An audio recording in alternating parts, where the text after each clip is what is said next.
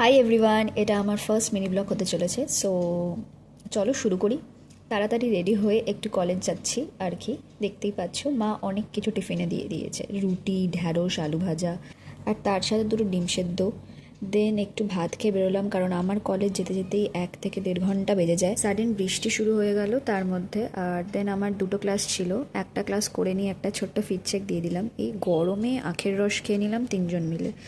দেন আবার একটা ক্লাস ছিল। দেন বাড়ি ফিরতে ফিরতে বিকেল হয়ে গেছিলো, আর একটু ফ্রেশ হয়ে নিলাম। খুব খিদে পেতে রাতের জন্য যে ফ্রাইড রাইসটা আসার পথে নিয়ে এসেছিলাম, ফ্রাইড রাইস আর গার্লিক চিকেন, ওটা নিয়েই একটুখানি টেস্ট করে দেখলাম। তারপর কিছুক্ষণ একটু রেস্ট করে নিয়ে ক্রেভিংস হতে থাকলো, তাই জন্য সাথে একটুখানি চিকেন বাটার ফ্রাই বানিয়ে নিলাম।